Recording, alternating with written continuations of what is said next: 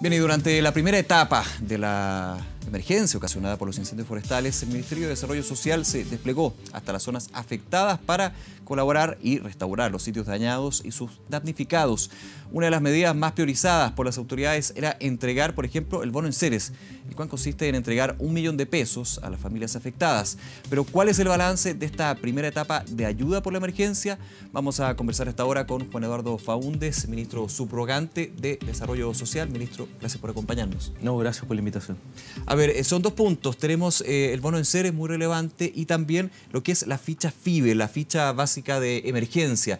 Quiero comenzar por ahí, porque tras controlar los incendios en algunas de las zonas, se comenzó rápidamente a que los damnificados llenaran esta ficha y se hizo hincapié en la importancia de la ficha porque de alguna manera se identificaba a aquellos que necesitaban ayuda. ¿Cómo fue ese proceso? Bueno, la ficha básica de emergencia es un instrumento creado bajo el gobierno de la presidenta Michelle Bachelet a raíz de todas las catástrofes que hemos tenido, que nos permiten en el más breve plazo posible generar un diagnóstico social para entregar respuestas sociales y ayuda social a las personas más afectadas. Y en ese sentido, en esta catástrofe nos tocó lo que tenía que ver con el levantamiento de la información, que fíjate que la cifra no es menor. Más de 6.730 fichas básicas de emergencia fueron aplicadas en el transcurso de la catástrofe hasta el día viernes pasado. ¿Estaríamos hablando entonces de 6.700 familias damnificadas? No. Estamos hablando de 6.700 familias que estaban dentro del radio donde ocurrió la catástrofe. Perfecto. Y luego, en términos de la categorización de viviendas destruidas, estamos hablando de por orden de las 2.000 viviendas destruidas. Que ahí tenemos que sacar, obviamente, parcelas de agrado, casas de veraneo, etcétera, etcétera, que nos da una cifra de 1.810 viviendas destruidas. Y lo más importante, que al día de hoy, en el reporte de las 9 de la mañana, hemos entregado el 97% de los bonos para esa familia, es decir, más de 1.762 bonos ya van a estar en las cuentas RUT de los más afectados. Estamos hablando de familias en donde se les quemó su vivienda, se les quemó todo.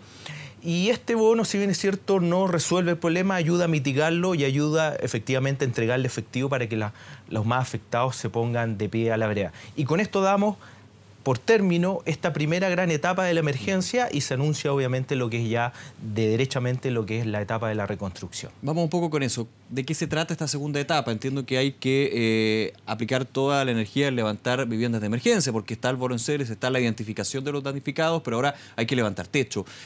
¿Cuál es la coordinación también que se desarrolla acá con los privados? Porque hay varias fundaciones que ya han estado en terreno, han estado en contacto con los municipios, con las autoridades locales para levantar ya sea viviendas de emergencia o en algunos casos vivienda definitiva.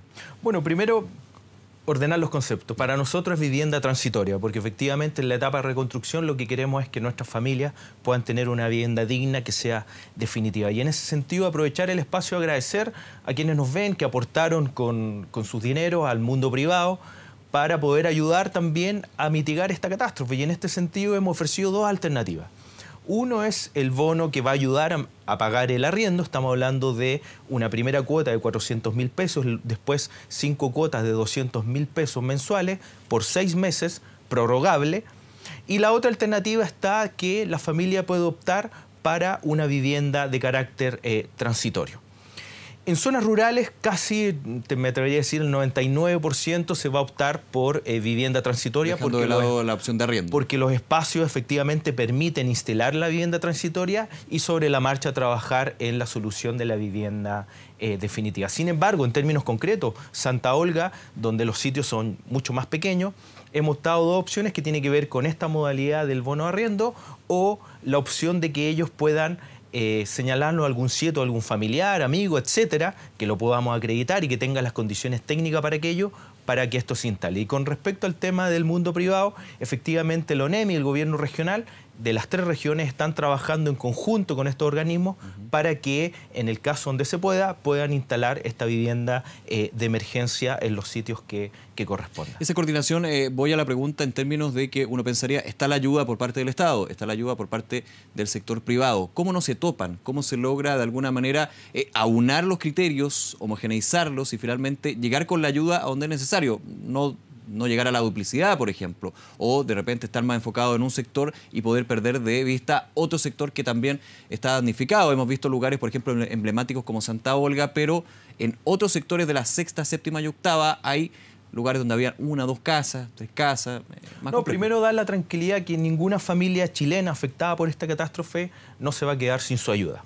Ya con los bonos enseres podemos dar la tranquilidad que más del 97% de estas familias efectivamente ya tiene su bono. Y con respecto a la vivienda transitoria, los gobiernos regionales están en coordinaciones con las distintas fundaciones privadas para ir en ayuda y generar el proceso de reconstrucción acelerado. Por 2 temas. Uno, porque el albergue, ya lo dijo el alcalde, se están barajando las fechas para su cierre, pero una vez que se cierra, una vez que tengamos a esas familias viviendo dignamente lo antes posible. Hay muchos albergues que también son colegios y llega marzo y evidentemente hay que abrir los colegios porque hay que volver de alguna manera a la normalidad. Claro, y en ese sentido señalar que la escuela número 1 de Constitución, el Ministerio de Desarrollo Social está instalado ahí, en nuestro centro de operaciones, en donde ya a partir del sábado se comenzó a dar la posibilidad a los pobladores de Santa Olga para que optaran por o la vivienda transitoria, en el sentido que tengan un sitio de un familiar o un amigo, etcétera, que permite instalar esto, o el bono de arriendo.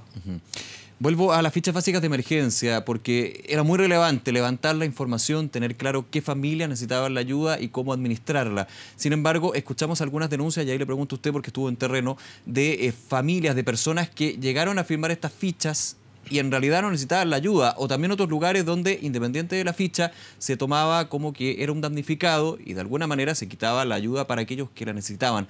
¿Cómo se fue desarrollando esto? Que quizás es la cara más negra de la ayuda que se da al minuto de reconstruir. No, uno en esta situación apela efectivamente a la buena fe. Sí, nosotros tenemos que construir este instrumento y los datos lo más rápido posible. Y en este sentido lamentamos a aquellos que han faltado a la ética y a la moral, porque no es solo un beneficio para ellos, sino que significa que el recurso de todos los chilenos y chilenas va para aquellos que no se lo merecen, que no se ven afectados.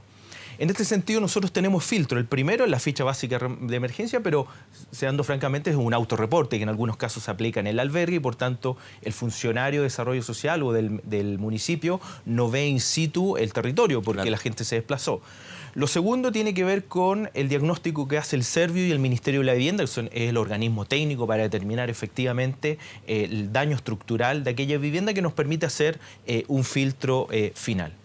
Y esto nos permite generar la modalidad pago o la modalidad para entrega de beneficio. Y en este sentido, ¿qué es lo que ha pasado la última semana? Los mismos pobladores de Santa Olga han denunciado a algunos pares que se están aprovechando esta situación. Y porque se conocen todos, y no solamente en Santa Olga, sino en todos los lugares afectados. Y con el intendente lo que se ha trabajado es la presentación de querellas que están asociadas al fraude al fisco, que ha ayudado en términos reales también a mitigar a que estos falsos damnificados se den cuenta que están haciendo un daño, pero también ellos van a tener un perjuicio judicial. Desde el punto de vista de la disuasión, no llegar a hacer eso, y obviamente no habría que hacerlo, pero bueno, hay de todo en esta vida. En ese punto, ministro, usted nos comentaba sobre esta segunda etapa. ¿Cuáles son los plazos que ya se están imponiendo y también el trabajo coordinado que con el Servio y el Ministerio de Vivienda, por ejemplo, se está desarrollando? Bueno, la presidenta Michelle Bachelet, en su último consejo en términos de la reconstrucción, fue bien clara y nos dio la orden específica de que a la brevedad estas familias pudieran tener su condición digna, ya sea en un arriendo o ya sea en términos de una vivienda transitoria. Y como te digo, nosotros ya partimos con la modalidad del tema del bono arriendo. Ya te digo que el día sábado en Constitución se entregaron 110 opciones, que fueron 110 familias a determinar si querían vivienda transitoria. Claro, pero el bono arriendo es para el porcentaje mínimo que optó por él. Como usted nos decía, la mayoría optó más bien por la vivienda transitoria. Lo que pasa es que, según las magnitudes, la gran magnitud está en Santa Olga. Estamos hablando de más de 1.000 familias. Piensa tú que estamos en 1.762 familias que entregamos el bono. Y gran parte de esas familias va a optar por un tema de espacialidad al tema del bono arriendo. El resto, que son zonas más rurales, que tienen sitios más amplios, va por el tema de la vivienda de transitoria. Y en este sentido, lo que nosotros nos hemos propuesto es en el mes de febrero ya tener cerrado el tema de la opción de arriendo para que a fines de febrero estas personas tengan el depósito en sus cuentas RUT, que tiene que ver con el mes de garantía posiblemente o el mes de arriendo.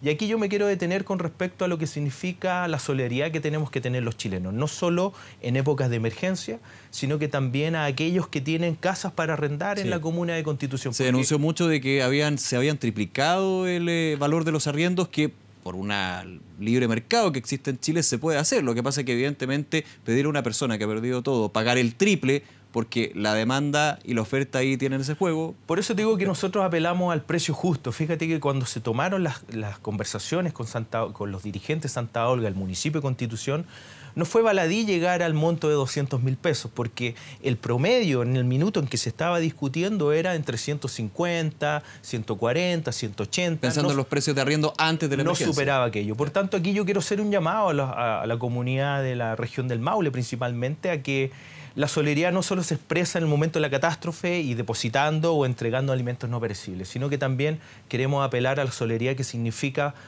cobrar el precio justo para compatriotas que lo perdieron todo y que temporalmente van a arrendar vuestras viviendas. Sobre todo ahora que la temporada estival está feneciendo y hay muchas casas que van a quedar a libre disposición en la zona del Maule.